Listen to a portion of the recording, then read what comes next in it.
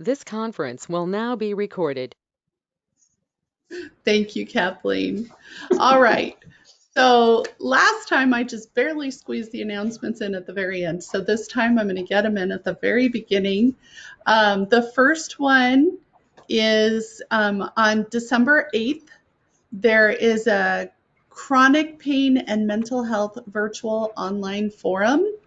And it is, it, I guess it's talking about the importance of your mental health when you're dealing with chronic pain. And so that should be pretty amazing. And just prednisone, period. Yeah. You know, it is interesting listening to everybody talking about the prednisone because I've had a lot of similar complaints, but I've always refused prednisone. So it's interesting to me listening to that.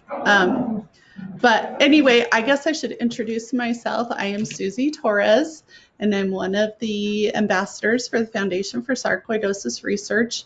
And I'm also a moderator in this group that shows up every once in a blue moon. And so I was diagnosed in 2017. I think I went many years undiagnosed. I had these crazy rashes on my skin. I got diagnosed with asthma. I always got pneumonia. The first time I got pneumonia was August in Phoenix. And everybody was just like, you're weird. So, but yeah, so I was really excited to find other people with sarcoidosis because I felt like I was the only person on the planet that had it. And nobody knew what I was going through. And so I started a Utah sarcoidosis support group. And Frank and Kathleen have been a great help to me. And so, yeah, that's what I'm doing here. And I should tell you, our next meeting is December 17th, and that's the third Thursday of the month. And so the links for both of those meetings that I just announced will be in our the online support group Facebook group. So we're going to go around. So last time I moderated, we spent the entire hour and a half introducing everybody. We have one advantage here is so far there are only 4 people. So that's going to help. We're all kind of familiar with each other, so I think the introduction's going to be very short. Yeah. That's true. Except, yeah. Is your name Spencer? It is. Okay. Yes. So Spencer, I have not met you, so I'm interested in your story. I think it's fascinating. My story is a little bit more maybe interesting or complex than a lot of normal people. I like to call myself the baby of the group because I am 25. I was diagnosed when I was 4 years old at the National Institute of Health in Washington, D.C.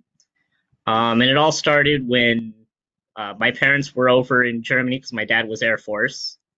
They didn't have the resources, so they medevaced me and my mom to D.C. And she always says that we spent about 6 months in D.C. not being seen or months between appointments. And finally at 4 years old, they had come back with, oh, this is sarcoid. And they had tested for, Sjogren's, all the normal stuff that we all were probably tested for. And so I've grown up with this disease my whole life, and you'll see my cat's tail come right across. But I've lived with this thing my whole life. So I've known nothing different. Like I said, from 6 years old, or from 6 months old. Oh, as my monitor keeps going up. From 6 months old to, being diagnosed at 4 and now being 25. I know of one other person here in Washington State that has sarcoid, but I'm the youngest as far as medical history goes. As far as medical history goes, I am the youngest patient ever diagnosed. So it's kind of a trip that, I always joke with my doctors, I'm the medical anomaly that you get to have fun with. a lot of my young childhood was spent being sort of the test subject and guinea pig, being poked and prodded up on stage.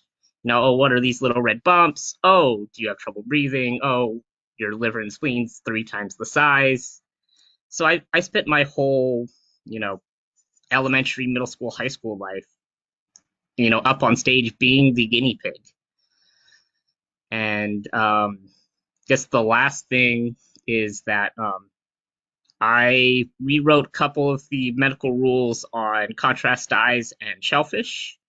Anytime that any of you break out in the 3rd-degree burn reactions, that was me. They had at Washington or National Institute of Health, they ended up rewriting that because I swelled up like a giant lobster, and it looked like I had 3rd-degree burns all over my body for almost 6 months.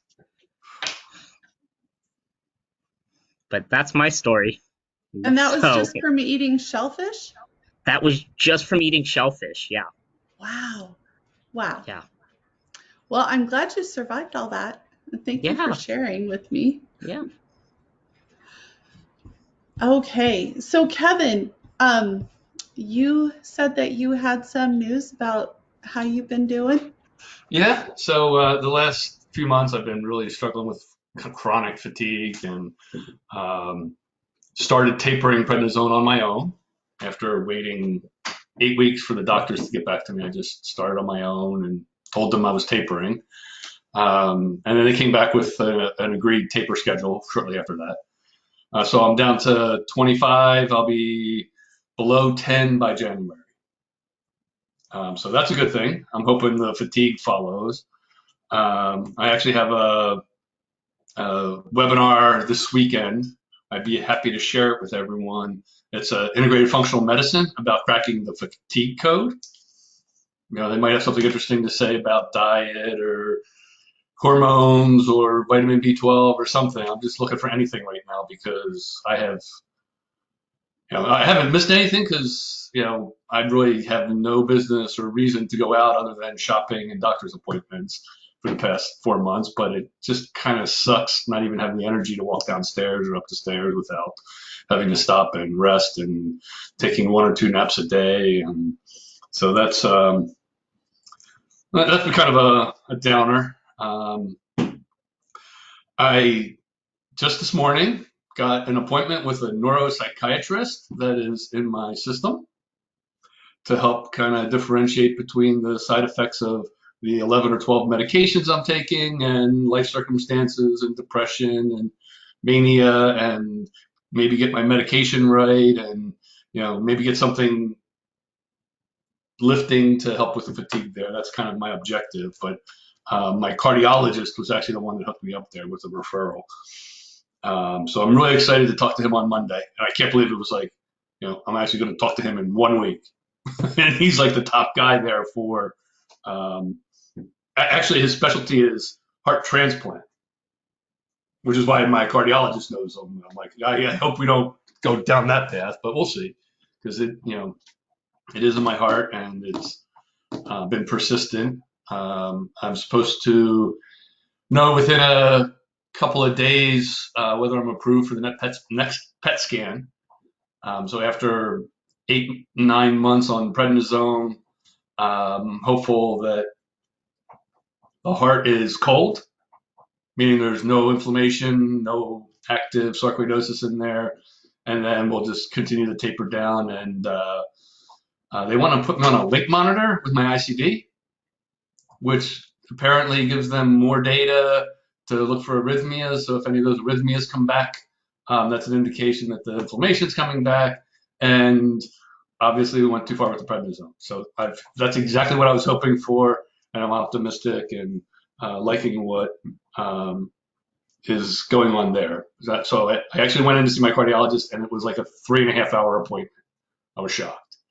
They did another transthoracic echocardiogram and a lot of good conversation and a couple of other tests. So it was really a good conversation and good visit.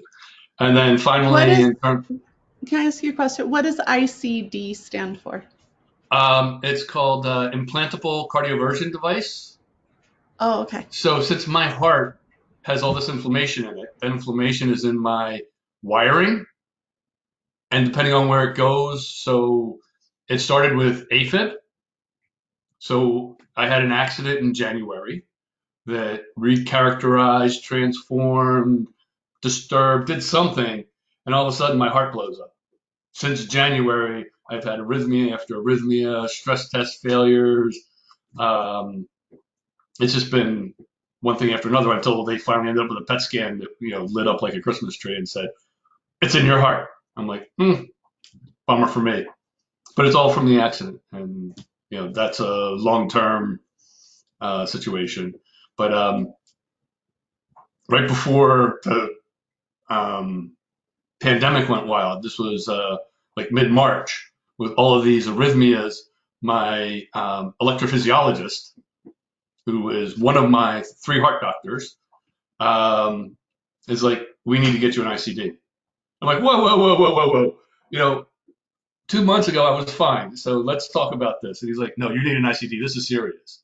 So if I go into ventricular tachycardia, basically I'm not pushing any blood throughout my body, and you pass out, and unless you revert to normal rhythm, you die. And they call it sudden cardiac death, and that's the way they find most cardiac sarcoidosis patients on the autopsy. So I'm like, did my research and talked to my brother, and he told me a great story about a friend of his who he walks in, he got in an auto accident, and he has an auto body shop, and his nose is black and blue, and it's broken, and he's like, "What happened?" And he's like, "I died, and my ICD brought me back to life twice." I'm like, "Oh, it might be good to have one of those." So I've had that. It hasn't gone off, and it does all different functions, including keep me up at night, which is a separate story. But so it also does pacing. So another thing that can happen with cardiac sarcoidosis is called Brady block, where um, your sinus node sets your heart rhythm. It should be 80 or 90 or 100 or 40. And then that goes to your AV node, which then sets the pace for your atrial. And then it goes down to your ventricles, and so you get this thump thump. And that's all supposed to be coordinated. Um, in an AV block or a Brady block, that signal gets interrupted by the Sarc granulomas, and no signal goes down. And your heart basically has no electrical stimulation to go, and then there's like a fallback position of like 20 to 30 beats a minute, which is barely enough to stay alive. Is like a survival thing. So it has a minimum threshold setting of, it was initially 60, which was keeping me up all night. And then we set it to 50. Now we're at 40, and we're still working to get it quite, right with my body and my sensitivity, but it's getting better. So we contacted the insurance company, and 2 days later, I was on the operating table getting this implanted before the wave of coronavirus hit the hospitals, because I didn't want to be in the hospital with it. He's like, "You do not want this. It is not good for this condition and your heart condition." And so I'm like, "Okay, let's do it." It was like the hardest decision I made in this whole course of treatment, but I didn't have much time to think about it and stew over it. It was done, and then I was in recovery mode. Um, so an interesting story, has to do with, but doesn't have to do with sarcoidosis, and it does have to do with my condition and the 50 pounds of weight loss, and the fact that I have no thermal insulation, um, and I don't have any balance from all the. So unfortunately, a lot of the weight loss has been muscle atrophy from the prednisone. So I went out to watch the Eagles game. Poor me, they're awful this year. They're at second or fourth in the NFC least. And had a couple of beers, which is something I do occasionally now, and was feeling fine. Went back to a friend's house, was helping her craft an email and send it to the landlord. She's needs to find a place by the end of the year. Had one more drink. So in my world, I'm totally within the legal limit, being 170 pounds and having call it 4 beers and 1 serving of whiskey over 6.5 hours, right? I'm walking out to my car and it's cold, wet, leaves everywhere. And I go to step on the curb and I don't realize that the curb has this huge gash in it or a missing piece. And the next thing I remember is I'm horizontal and I'm looking at the back of my car and I'm soaking wet. And I'm like, what just happened? That was weird.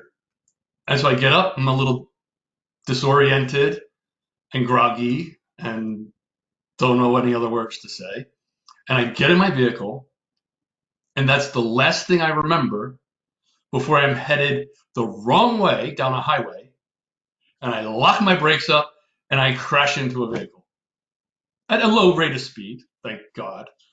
But all of a sudden I'm like, how did I get here? Why am I on the wrong side? And where am I? I don't even know where I'm at. And it was weird, right? I'm like, I didn't have, it's not alcohol. I don't know what it is. And so the guy comes over and he says, are you okay? And I'm like, yeah, I'm okay, meaning physically, but mentally I'm like trying to collect myself. And then the police come in. This was literally like 3 minutes later. And they asked me for my driver's license and registration and hand that off. And they're like, get out of the vehicle. And they're immediately putting a breathalyzer in my face. I'm like, no, I'm okay. I'm like, okay, well, walk this line. And I'm like, I can't. It's too cold. And I'm literally shaking. And I go to put one foot down, and I try to put my other one down, and I'm literally falling over. And they handcuff me, and I'm in the back of the car, and off I go. And I get charged with the DUI because I refused the breathalyzer. And I'm like, huh? So I have an appointment with a lawyer this week, and we'll figure out what all that means. And the fact that I didn't do a breathalyzer means there's no record of how much alcohol was in my system. And then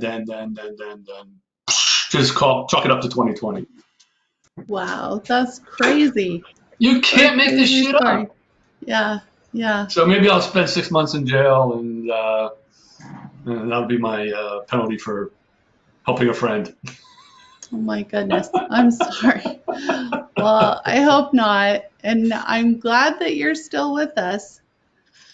So thank you for sharing. If I hadn't hit the brakes, it would have been a lot different story, because I don't know how fast I Yeah. was going, and I really could have hurt someone, which would have been awful. But I have no recollection from when I got in the car to when I was literally seconds away from hitting a vehicle.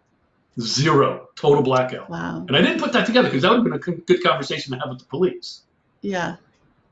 And it wasn't until I was talking with my counselor and I'm explaining like how foggy and this, he's like, it sounds to me like you hit your head and you were in a total blackout.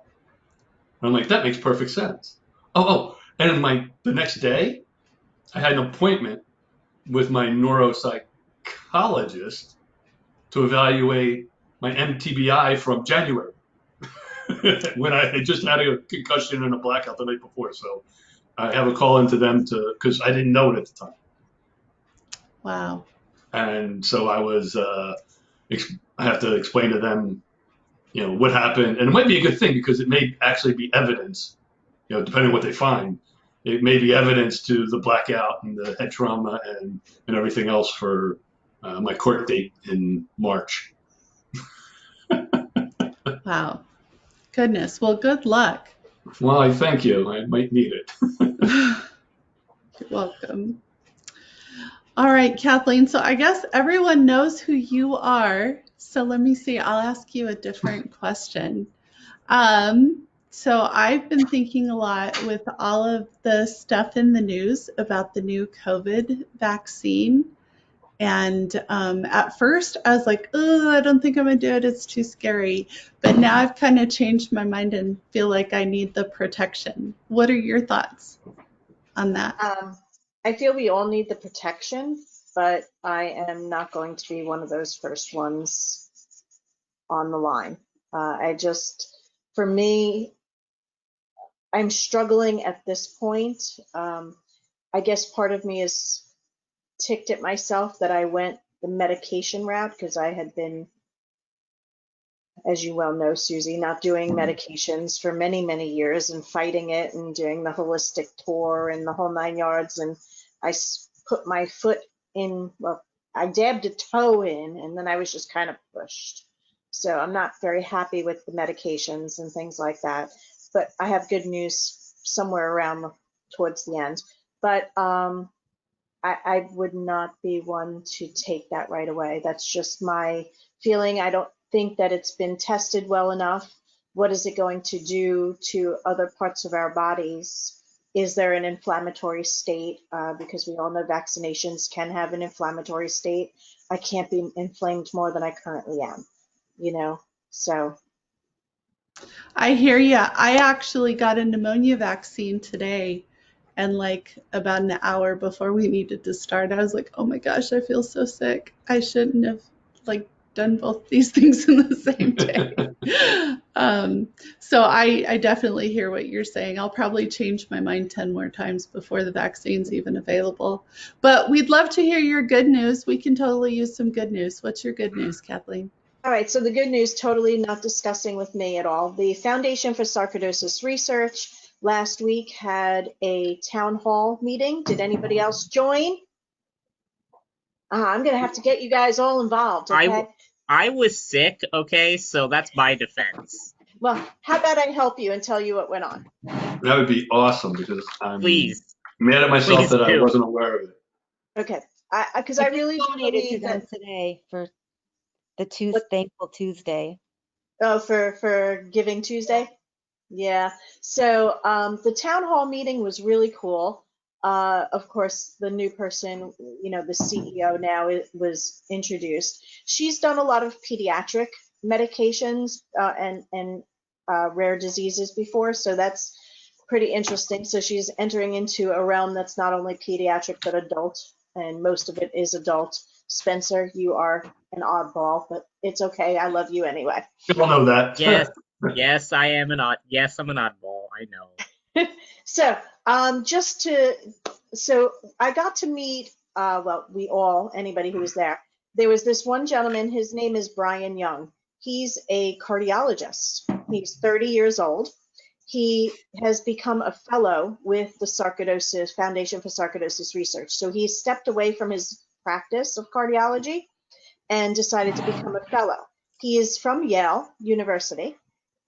And seeing that he went for the fellowship, he actually had a dermatologist tap him on the shoulder at Yale and say, "Hey, I hear you're doing some research for sarcoidosis." He goes, "Yeah, I am." And he's like, "Wonderful, I want to work with you." So now there's a second fellow who's a dermatologist who's working on sarcoidosis. So the two of them meet, they start talking about different people with sarcoidosis, and one of them, I don't know if it was male or female, had severe dermatological sarcoidosis. So severely on the legs, I want to say from the knees to almost the calves. Literally, it looked as red as Susie, your bathrobe or your sweater or blanket or whatever it is around you. And it was probably this much of the leg that was taken up, and you could actually see it. So they did a PET scan on this person from the top of the head to the tips of the toes. And they noticed every part that was inflamed. Also, there was inflammation underneath the dermatological, which makes sense. All right. But I don't know. I've never had my sarcoidosis of my legs, you know, PET scanned and stuff like that. All right. So the dermatologist decided to repurpose a drug called Xeljanz. Anybody ever hear of that? Oh, Yeah. Spencer's got Yes, thumbs up. They're yes, doing I a trial have. on that right now. One of Yes. my Facebook friends is doing it. Yeah, okay. So, Wendy, they have had this person that they've been working with. It brought down the dermatological sarcoidosis 95%, and the internal inflammation of all the lymph nodes and everything like that came down 70%, guys, in 6 months. Hey, Kathleen, Hey, Wait, question Stephanie, for Kathleen, can you let her to finish? This is really, I'm no, sorry. it's okay. No, I need the question from Spencer. So go. I got it so all in my head, Wendy. Don't worry. 2 questions simultaneously. is this the test that happened to be from Oregon State? Do you happen to know? No, that was Because they done were at Yale. testing Or Xeljanz there too. maybe. But Uh, I know that this is Yeah, I specific. know they are, Spencer. They are doing that because my friend's doing it.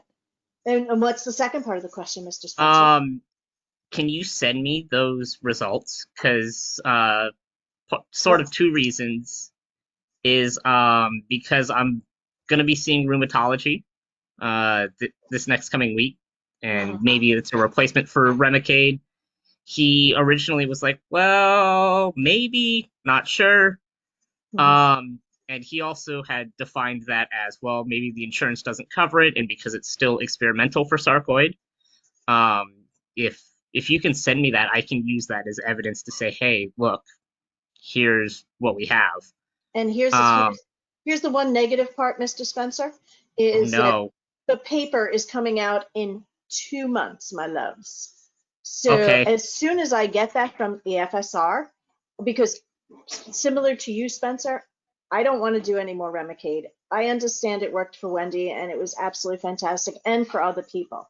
These headaches alone, I really can't do Kathleen, them. it didn't work for me. I got liver poisoning and I got a severe allergic Oh. reaction. I will not be doing anymore. But it did knock out my sarcoidosis in my lungs, which is a good Yeah, thing. that's a good Took thing. out all the granules. Yeah, that's a Dr. really good thing. Johnson's just wonderful. I really love him. Good. There's a bunch of articles online from everything from sarcoidosis news to PubMed, clinical trials, WebMD talking about Xeljanz and sarcoidosis. So if you just put those two in a search, and they're Okay. Yeah. 2020. Every single one of these is 2020. They talk about the Excellent. Yale Actually, results. FSR has something about Xeljanz, Yes, about the one of trial. these is sarcoidosis Look news. it up.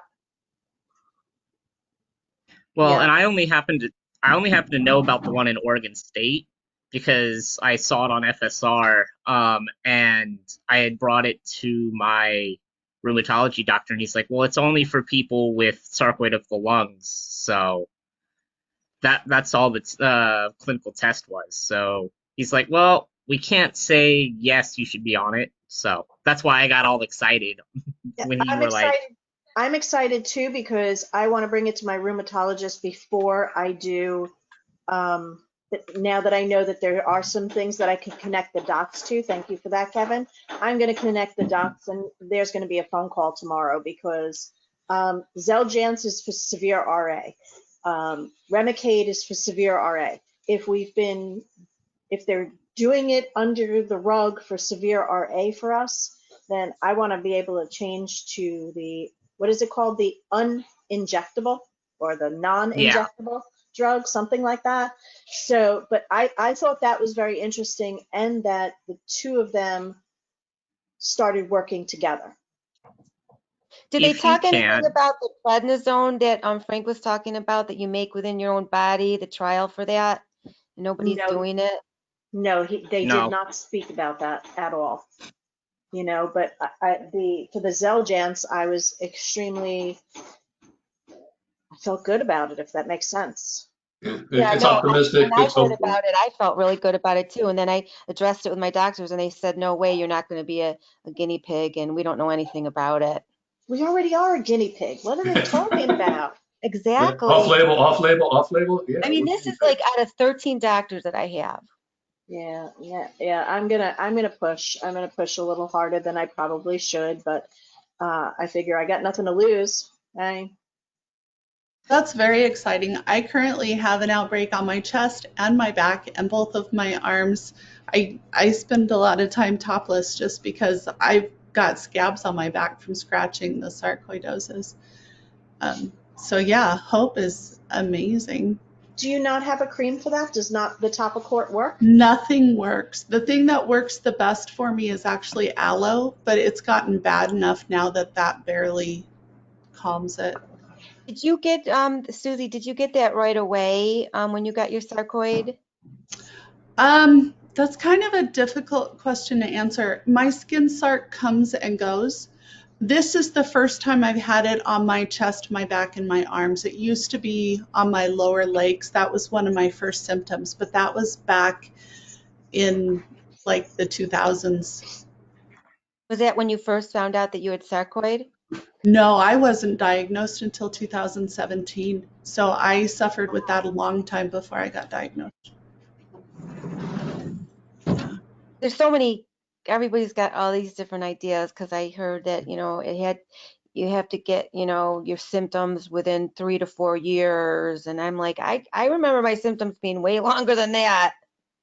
Yeah, definitely. Yeah, because I had the first time I got pneumonia was 1997, and I wasn't diagnosed until 2017.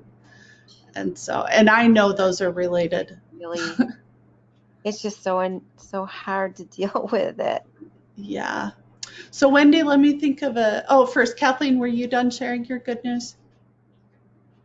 I believe so, but for every, I really believe that each foundation, so the Bernie Mac, the FSR, even stronger than sarcoidosis as we're ramping up, we all bring something to the table. You guys need to remember to watch each of the tables. I will try to be a little bit more diligent on trying to find out when there's round tables and things like that and give you guys the information if you're available. So it was literally only an hour. So, and I know we're not feeling well on a normal basis. You can see I can't even lift my head right now. I just feel like I'm not tiredness, just pain. So I think it's important that we all know what's going on, if that makes any sense. So if you ever have time, come on in and join us. Water's kind of warm sometimes. So, but that's it, Jen, Susie. Thank you. Thank you, Kathleen. And I think you guys are awesome for keeping up with all that. I try, but this year, and I'm sure a lot of people feel the same way, it's just been so overwhelming that even though I sign up for stuff, online stuff, a lot of times I just don't get around to watching it because I just feel so overwhelmed by 2020. I don't know what else to call it. So Wendy, let me think of a good question to ask you. Well, I guess I can ask you the same thing. Share your thoughts about the COVID vaccine and if you have any good news that you want to share today. Well, let me start with a COVID vaccine. I really want to get it, but I don't know what's going on with my liver and if I can take it because my liver was severely damaged from unfortunately, from the Remicade. I want to get it done. I really want the vaccine. I don't want to get the corona. My niece works in the hospital in emergency, and I just know that a lot of people that she told me that died, a lot of the females weren't, continuing their treatments and, with cancer and stuff like that. And I kind of like look at that a little too, because our treatments are, a lot of chemotherapy, cancer drugs that they don't use anymore. So yeah, I definitely want to get it. But we'll see what happens because my liver. But the good Yeah. news is, the great news is that I really have tried to stay with the protocol with all these doctors. It was really rough at the beginning. I'm glad that they took, I'm sorry, I'm just really feeling sick, immediate action at trying to stop the prognosis of my sarcoid. It was really scary. I had it really bad. I had it in my spine, in my brain, in my lungs, in my lymph nodes. And I just kept on saying, I don't want this, to happen. You got to get up, you got to get moving. And I had a really good partner, and he always took me out walking. Even if I couldn't walk, the physical therapist said, you have to do this to train your mind back so you can walk again, because your mind doesn't remember now how to walk. And that was really difficult for me, just trying to walk, pick my head up, and to do that. But my dogs and my partner were always there for me. So then I did the prednisone, then the Cellcept, and the Cellcept affected my liver. That didn't work out. I got really good news. They told me that my lesion in my back was lower. You know, I still have it, but they lowered it. And in my brain, the white matter, they can't even see it anymore. I did have a brain bleed, which nobody has been looking after at all. There's a lot of, you know, like they don't look at everything unless you demand it. And that's what I don't like. But Dr. Judson did it without me even knowing, took tests, which is a little scary to me. But I go into his office and he's an amazing doctor. He's so knowledgeable about sarcoidosis. You know, I think he's like one of the best in the world, right, Kathy? Yes, Um, sorry. I'm and like looking for the little mic thing. you know, it took us 4 hours to get down there. It was snowing in Syracuse. It was a very interesting ride. I go in there, the whole hospital staff was just amazing with me. They treated me like with white gloves. They were just so good. I don't know how I got in there because I waited a year and I finally got in there, and I go in there finally after I took my blood test, my x-rays, and Dr. Judson had a student with him, and he said, please don't talk until I finish what I have to say to you. And I'm like, okay, I'm going to listen to you because I'm not going to talk because I really came all this way and I really want to talk to you. So he just said to me, do you understand sarcoidosis? And it's not, I really guess I didn't understand it because the way he described it was not the way that I thought it was. So he said that you have these granules. He's explained it one way that, people that have it on their lungs, that there are these granules that, get on your lungs. And it can be from barium or something, some kind of metal. Beryllium. It could be a chemical. It could be, something to do with, there's some greenery stuff, pine needles. Tuberculosis, P. acnes. So he was telling me that, and then he said that there's only 2 drugs that that have worked with their trials, and that is the Remicade, with the biosimilars, or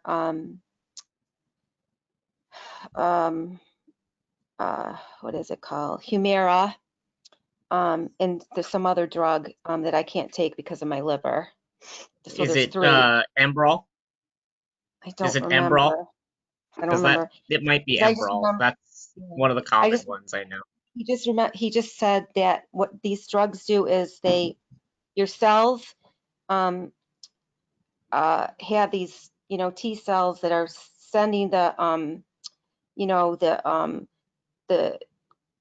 inflammation, which was making the granules. And these 2 drugs that I remember, can't remember the third one, attack it and they fizzle them out, just like they're burning them off, like, in a fire. You know what I mean? They just burn off. And the rest of the drugs just don't work.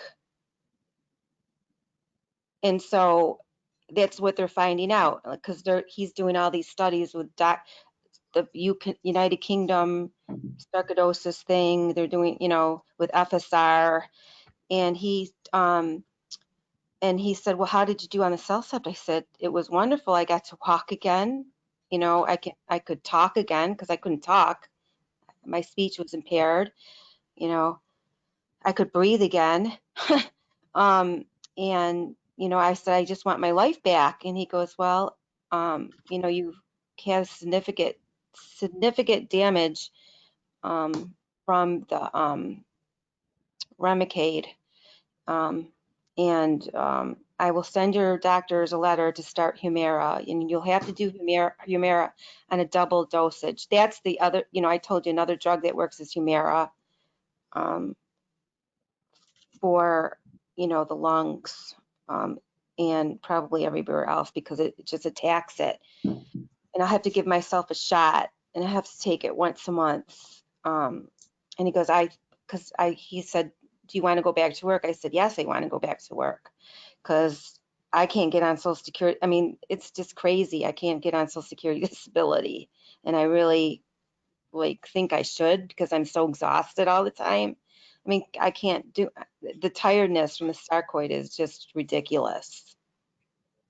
But I'm going to have to go back to work, and it's scary to me because I'm like, how am I going to perform any duties? I just, I can't even stay awake for an hour without, closing my eyes.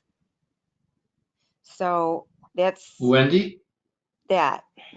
I have, so I don't know what the difference is. Um, I was successful in the first try to get Social Security disability. I could send you my application because I just got it from my attorney. In case you need to update it and resubmit it. But I have chronic fatigue, I have cognitive impairment, and I just put together the story and had all doctors to support each one of them. And I went through first try. And my lawyer said he felt pretty good about it because I was over 55, and they apparently lowered the bar a little bit and whatever. But I almost feel a little bit of guilt because I got through on the first pass, and Were it's you been such a working, relief. Kevin? Were you Which working? Were you I working? was. I mean, They I told haven't all me. year because of a vehicle accident I had in January, which kind of set things in motion. But as a result of that, and sometime in August, I said, "This is crazy. There's no way I could work, even as simple labor." And I was a high level.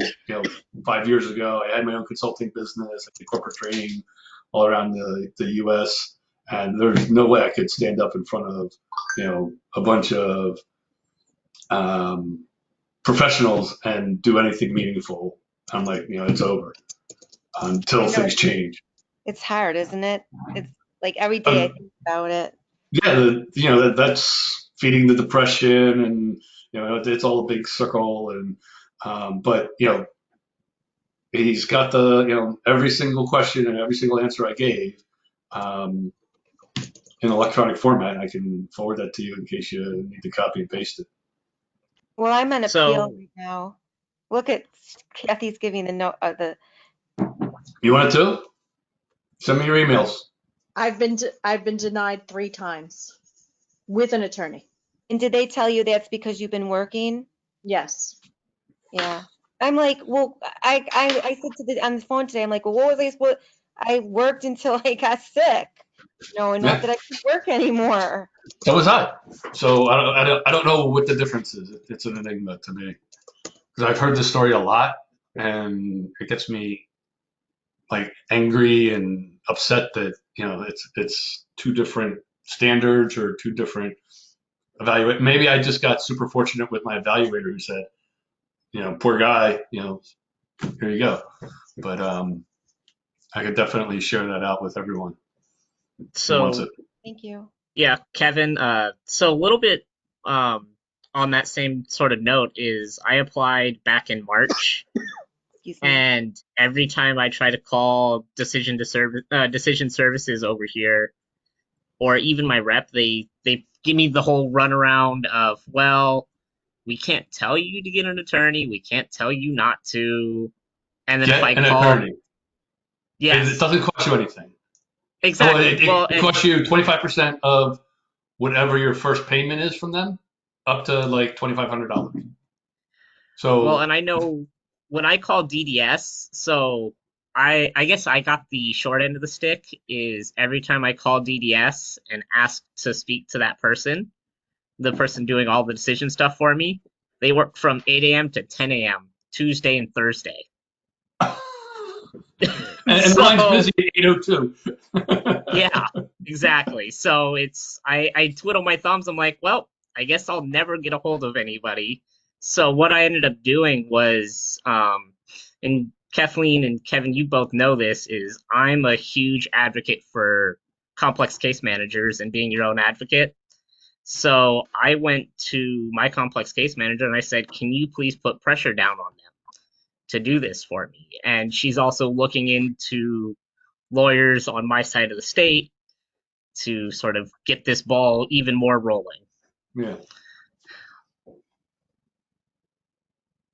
Wow. Well, thank you so much for sharing, Wendy, and also Spencer and Kevin.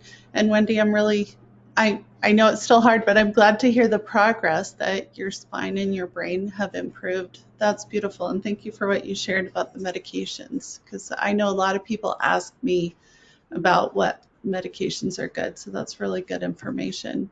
Yeah. So we have a couple more people that have joined, and I actually am not familiar with either of them. So James, if you're comfortable, we can start with you. If you want to tell us a little bit about your sarcoidosis story and where you're from. Sure. I just turned on my camera, which I usually leave off. I'm from the San Francisco Bay Area. I've been part of this group for maybe a year and a half. And sorry about my messy hair. I am one of the few people I know, or yeah, I'll say that I know that has had sarcoidosis, and it's no longer identifiable by scan. I thank this group for all their support, but most of all, I thank them for telling me, well, that's the good news. The bad news is that you're always going to be susceptible. And so that's why I continue with this group. And the more I participate, the more I learn.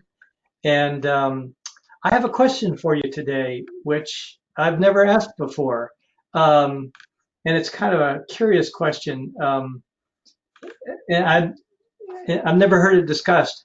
How does one get sarcoidosis?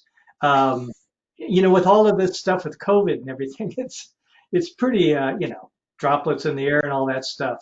Is there any known transmission of this, or is it just one of those things that happens to certain people?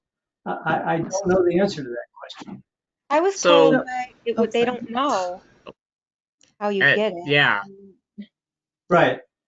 Right. So I've been told, the main thing I've been told is that they don't know.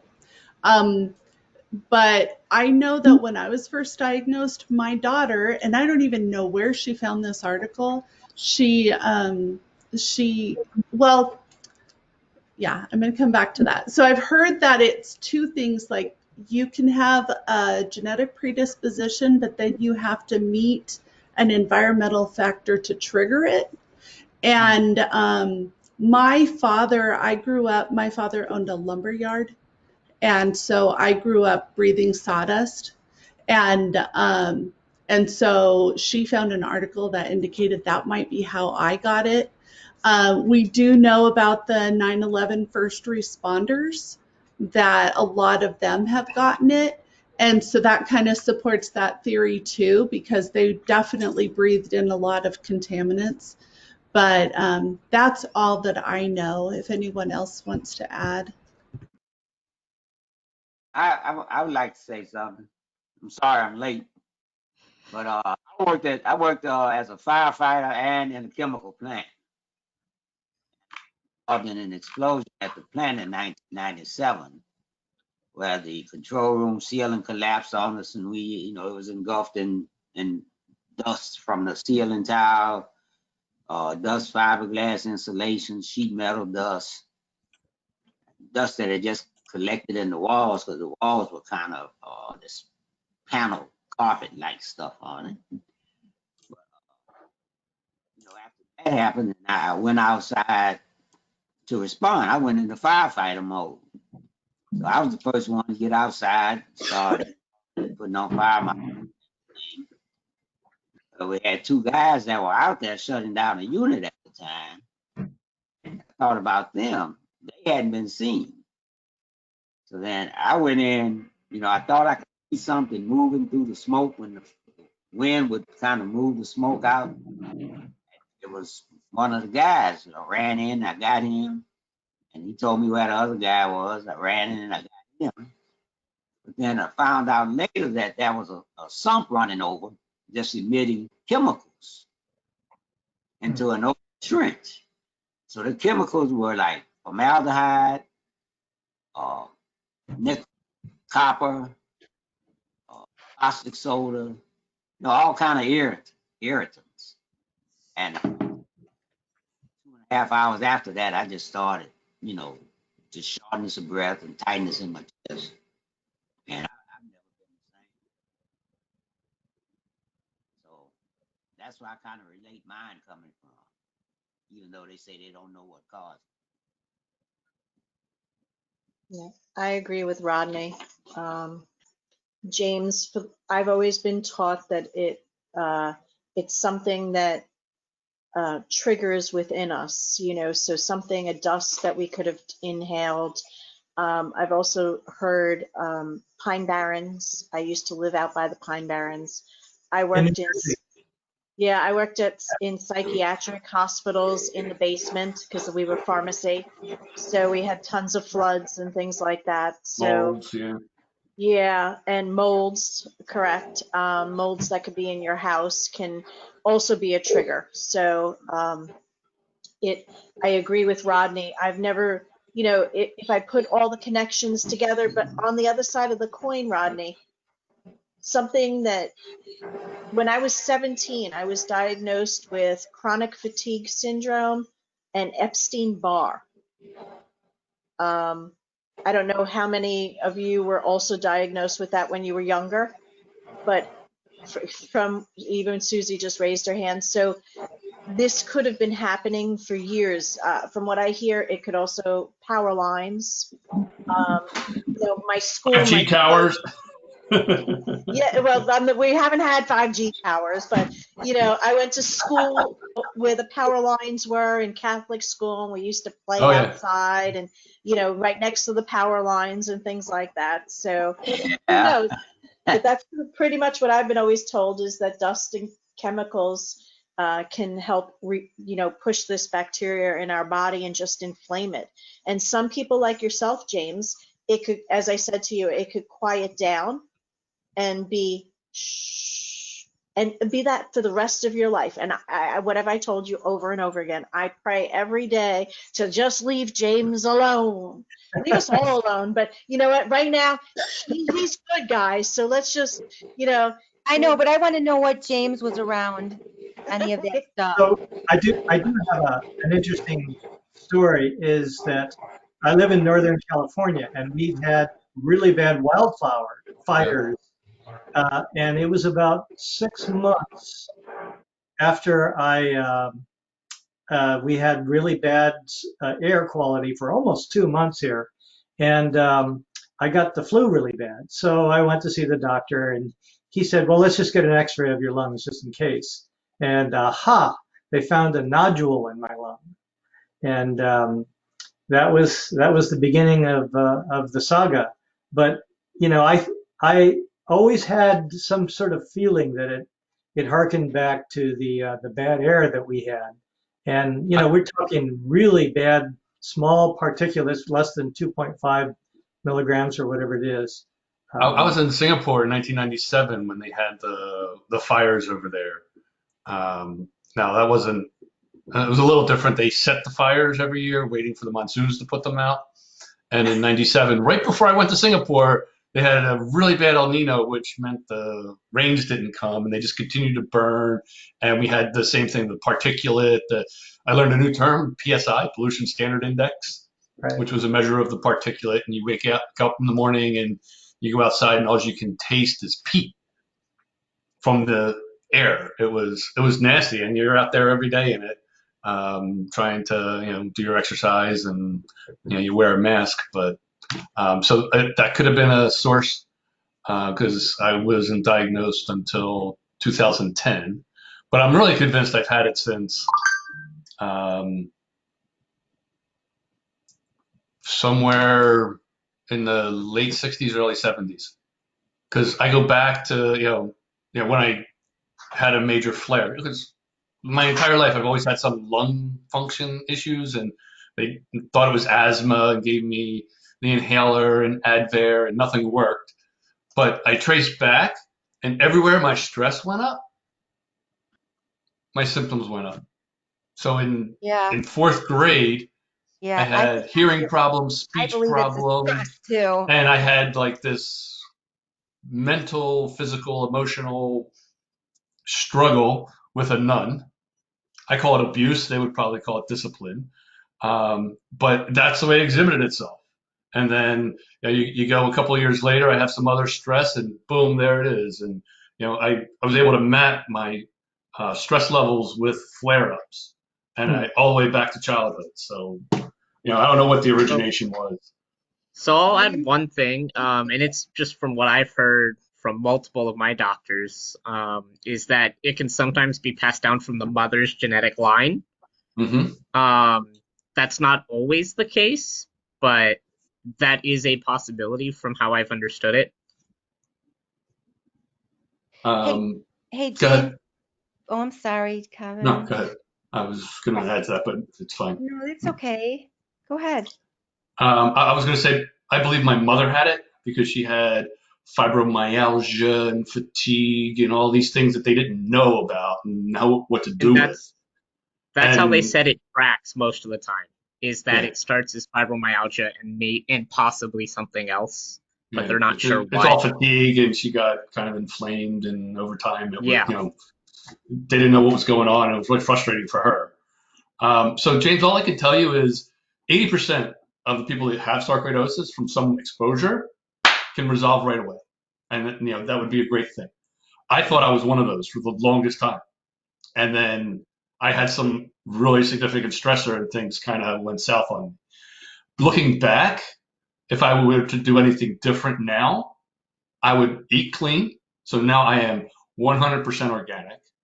I Yeah, am I stay away from alcohol for the yeah. most part because it's one of the worst inflammatory things you How can do do, you unless how I do you want to have do a it? couple of drinks with a friend on a Eagles game and then go get an interesting experience. Um, so be careful about educate yourself on inflammatory things and just avoid them. That's a protectionary thing. And if it stays in remission, that's only going to support it and it's good for you anyway. It keeps you healthy.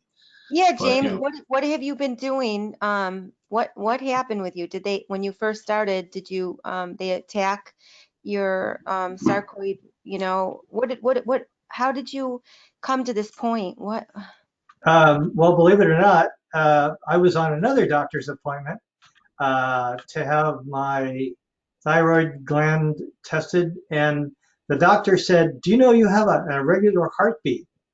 And I'm a cyclist, as you can tell, and he sent me down the hall to the cardiologist, and I had no appointment in advance, but she put me on the treadmill. treadmill, yeah, for a stress test. And of course, I could get my heart up to what I expected, 150, 160. But when I rested again, there was my heart beating like all over the map. And so they didn't know it was sarcoidosis at that point. But my cardiologist looked and looked, and she was unrelenting. And I finally had a PET scan that lit it up one day. And so what was the sarcoidosis in my heart was keeping the signals or making them erratic between the upper and lower chambers, which manifested as whatever they Arrhythmias. arrhythmias, right? Yeah. And my case was because I've been athletic, my heart rate was too low. It was 37 on a resting heart rate, and that's just not healthy. So I don't have tachycardia, which is a racing heart, but I have the other extreme, which is my heart rate was too low. So now that uh, by the way, they stuck a device in me, which gives me a shock if my heart ever stops, and for that I'm very grateful. But it also when I went through my 60 milligrams of prednisone and tapering and whatnot, guess what? When it disappeared, so did my arrhythmia. So I don't have atrial fibrillation anymore. And Wow, that's so the prednisone knocked it out. yeah. Well, it knocked out the sarcoidosis that was preventing my heart communication properly. Usually people with atrial fibrillation, they go in and they do a process where they actually scar the heart to get the signal straight again. That's called Ablation. ablation. Thank you. My brain is not. I'm all over cardiac sarc, so I'm just going to help you out here. But you know, that wasn't going to help. It was the sarcoidosis that was affecting my heart rhythms. Well, James, I want to tell you James, something. I don't know You know how you said if about to tell the you corporation. this or not. You feel blessed that they caught that early, like they did. I am A eternally lot of grateful for my cardiologist. people, that's what happens. You know, the signals from the heart would just stop beating. Right. You know, they passed away and never knew they had sarcoidosis. Exactly. That's what I think, Rodney. That's Autopsy what I was thinking. that it was sarcoidosis. Well, Rodney, I'm eternally grateful to my cardiologist who was like a detective. She just would not give up. That's And, good. you know, here's little old me. I'm a, 69-year-old. I've been fit all my life. I ride bikes. I eat the right things. And oh, it can't be me that's got this thing. And boy was I wrong. I ate a lot of humble pie. Yeah, Kevin. Yeah. If I had gone through what you called abuse, well, I went through it, but I would be crazy, man, right now, if I had let that bother me, because I caught whippings every day. 6, 7.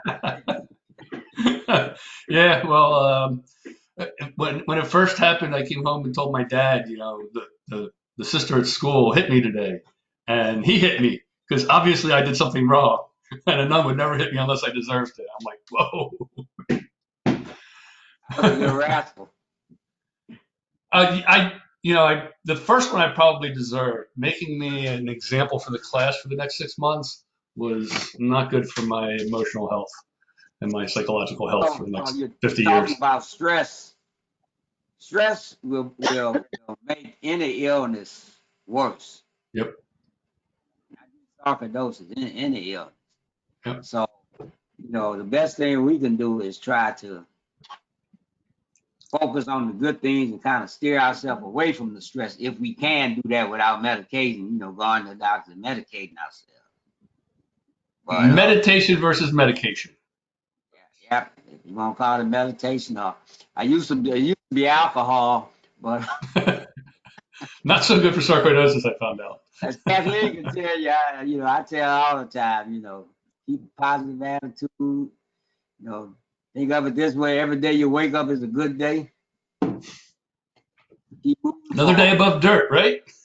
Yeah, you're vertical. And you're above dirt. Yeah, I'm not pushing up daisies, Rodney. It's all good.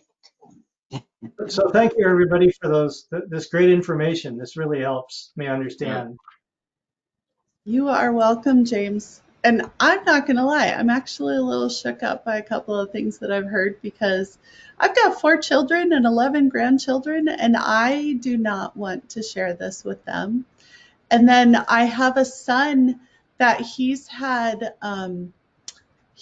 heart issues since he was 12, and he did like several ablations at the Mayo Clinic and they did not work. And I don't know, after listening to this conversation, I'm wondering if he's got cardiac sarcoidosis. He's almost 30 now. He's going to school to be a nurse practitioner, but every once in a while his heart just acts up on him, and I just don't want anything to happen to him. What's it called, Susie? What is what called? His heart issues? So they keep changing the diagnosis. The first one that I think the one that most commonly they called it was supraventricular tachycardia. PT, yeah. Yeah. Yeah. That's what I got.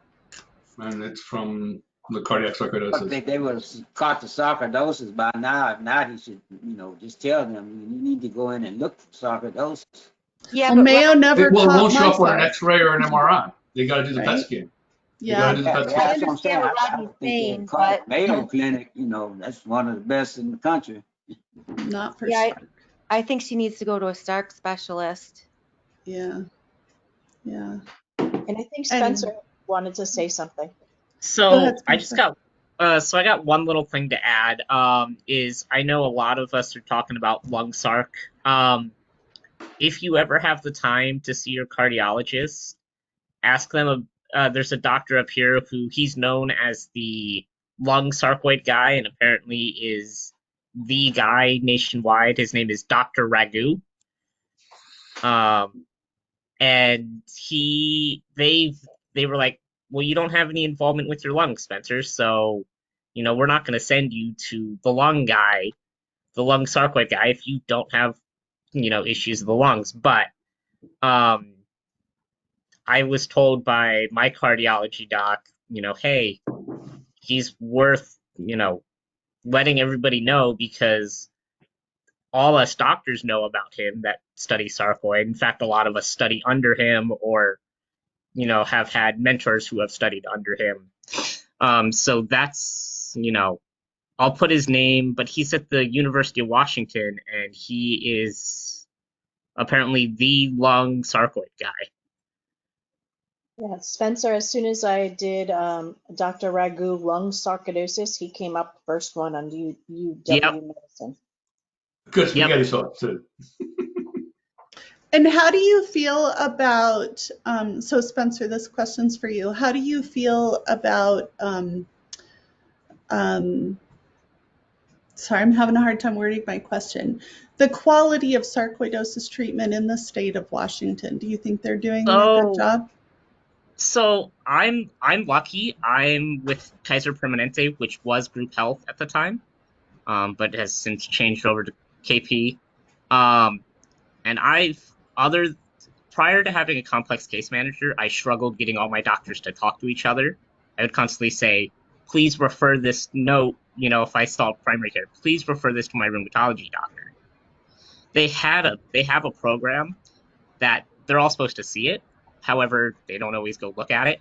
But with a complex case manager, and Kathleen and Kevin, you'll both know this, is my complex case manager forces them to talk with each other. But I've never had major issues. I will say primary care docs, and I think all of us have had this, is primary care docs are not equipped to fight sarcoid.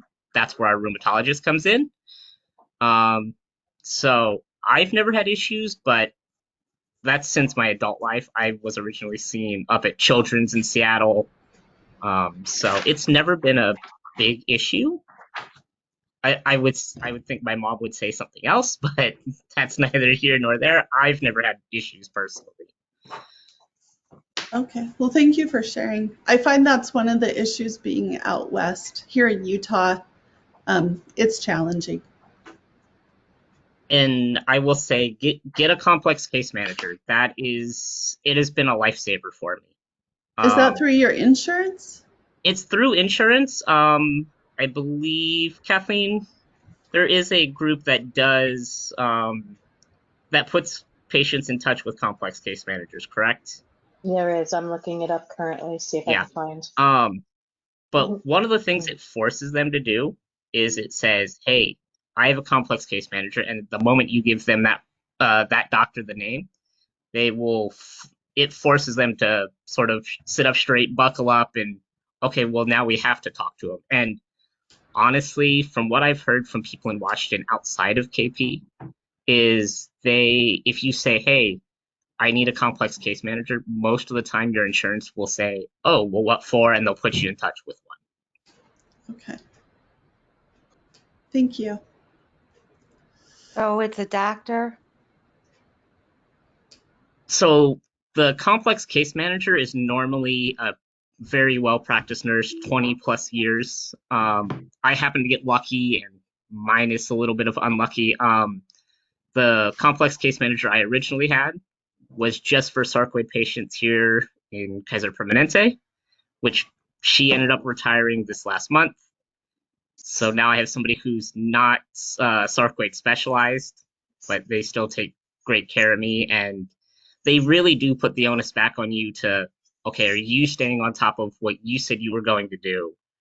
But their main job is to get all the doctors to talk and put pressure in places that, maybe your doctor is not doing something right.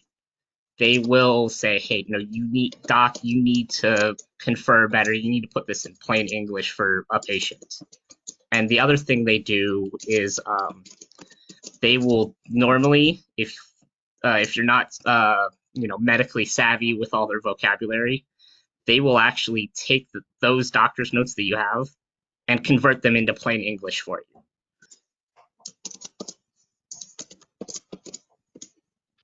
Spencer, really- I wanted to add one thing. All of my care was done by Kaiser Permanente here in the Bay Area. And I think they're a fabulous organization. I've been a KP brat for 50 years, and I've just had nothing but good treatment. And the copays for are just unbelievably small compared to the what they Yeah.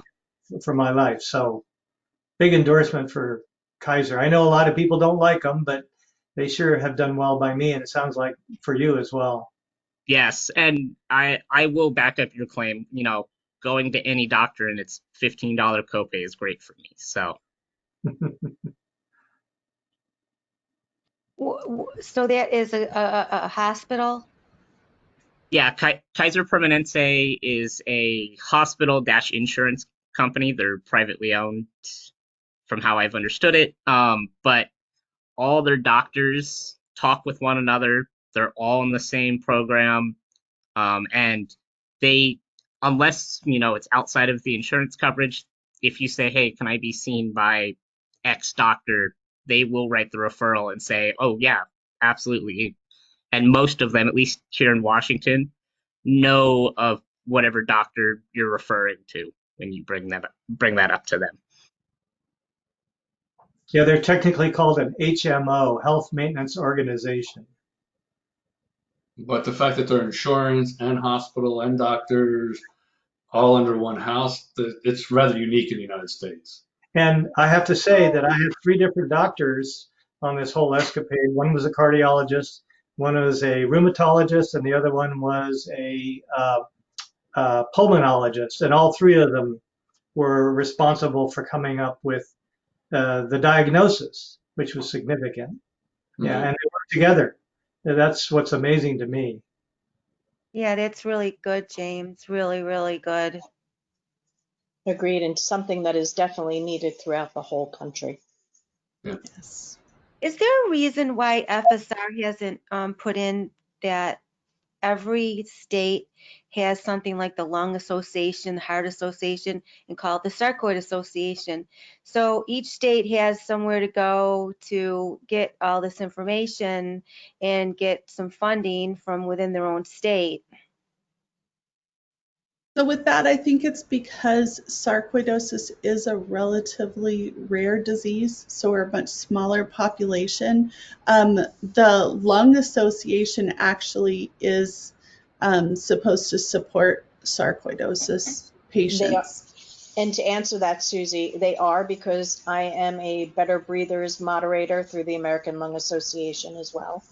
And I made that jump over this past year when I saw something come across, and I was like, hey, I can meet other people on the islands that have it. So decided to do that. And I got to one meeting, and then it was kaput, COVID.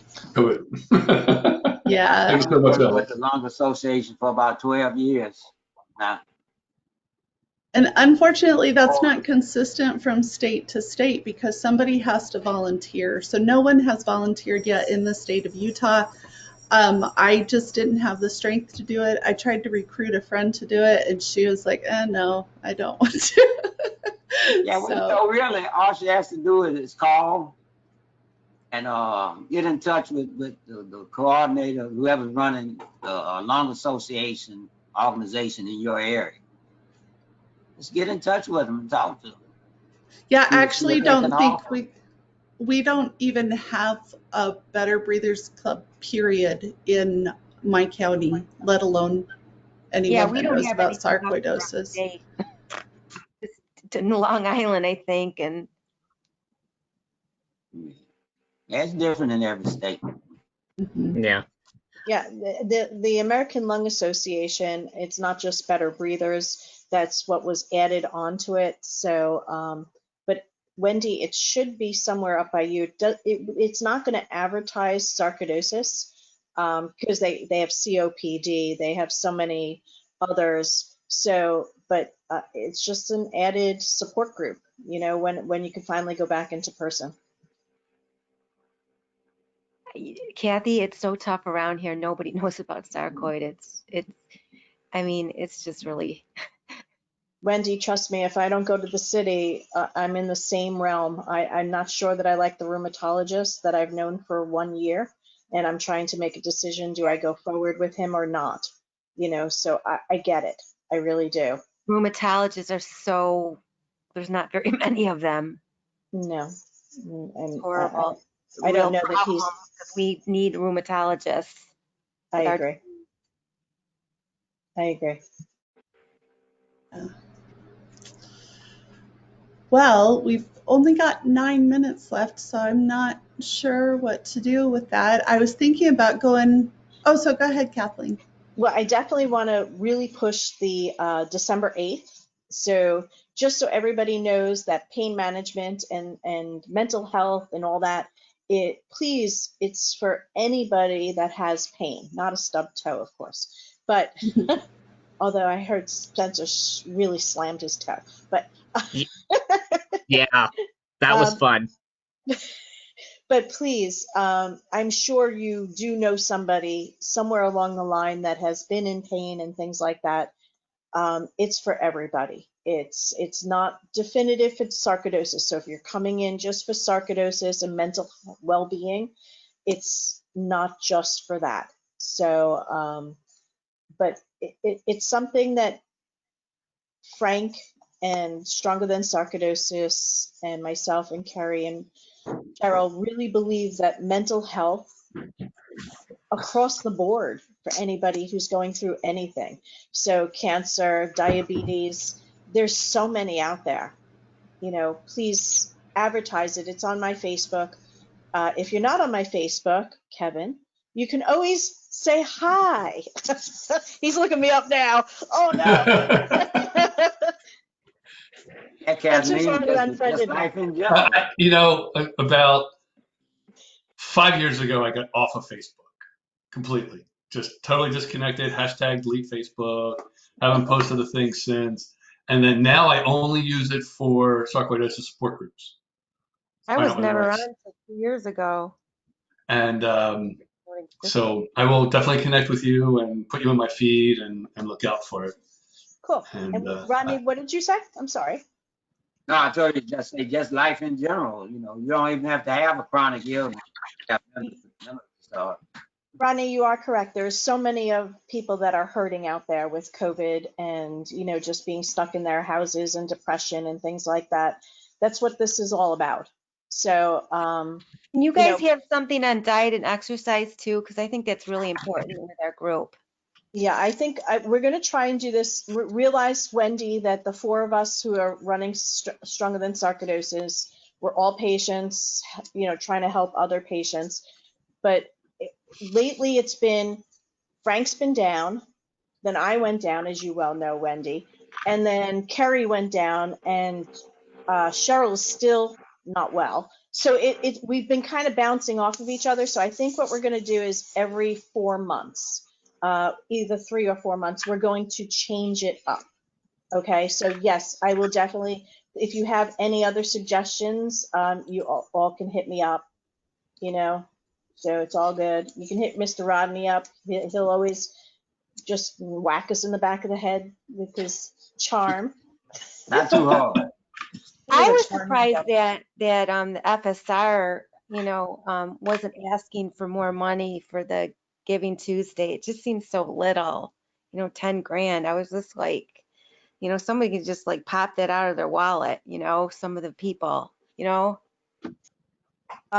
you always hope to get more than 10,000 out of that, you know. And you asked a question about the FSR earlier, and I'm not sure what that question was, but I did want, you know, just a reminder, even though they've been there for, it was something about doctors and things like that. So but as far as I'm concerned, the Foundation for Sarcoidosis Research, even though they have helped patients in the past, their name kind of says what I feel they should be going after.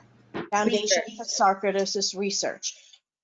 We need that research. We need these doctors coming on as fellows. We need, and then on the other side of the coin, guys and girls, is us as patients, we need to be able to come off of our medications and go on to that trial.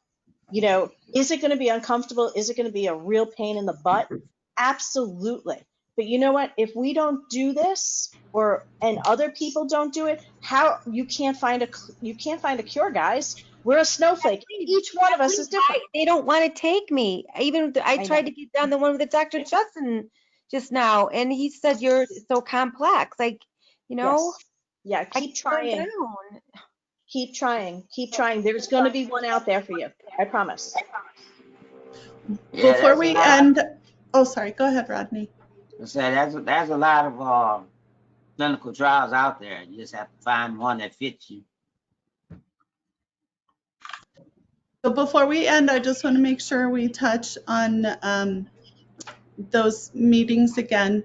So December 8th is the one that Kathleen brought up, the chronic pain and mental health, and it's only an hour and a half long. And then our next meeting is December 17th on a Thursday. And I'm sorry, I said 7 to 8:30. That's Eastern time, right? Which is 5 to 6:30 in Utah. Oops, sorry. And 4:30 here. 4:30-ish here. Okay. And then, Kevin, you mentioned another meeting that's this weekend. Would you be willing to share that in the group? Yes, you have to register for it. It's an integrated functional medicine group. Looks like a really good doctor.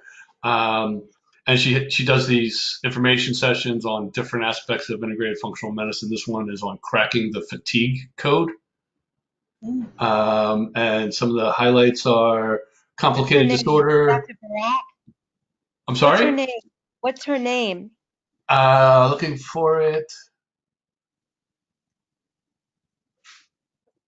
I don't see it. Dr. Nadia Ali. Kevin? And let me just do this real quick. I'll copy this and paste it in the chat so everyone can.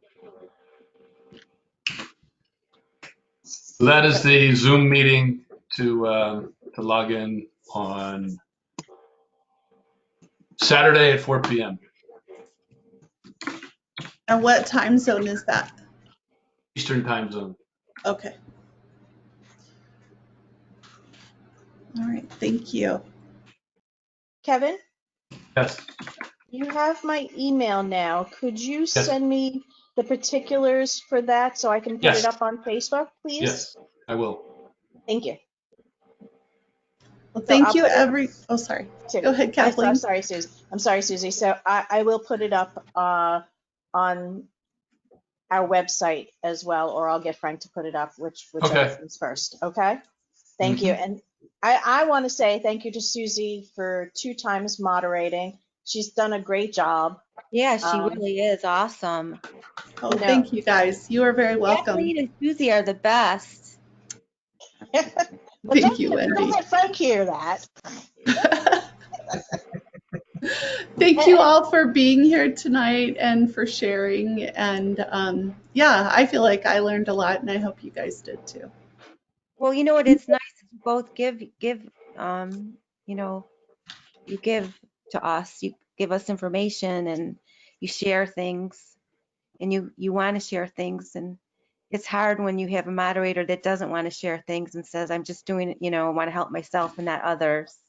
And you're trying to listen to her, and you're just like, ugh, it's hard. Yeah, but remember, we always have to be gracious to everybody. Everybody has a different way about them, so let's. Yeah, we don't have any moderators like that. So, Don't have any moderators like that. yeah. All All right. right, Well, guys. Call. I hope you have a wonderful night. Thank you. Be You safe, too, everybody. Susie. Bye. Thanks, everybody. Bye. Kathleen, you have the email, Thank you very much, Kevin. and thank you for posting it. Anytime. And I hope to see you guys online on Saturday. I hope to see you then too. All right. Good Bye. night.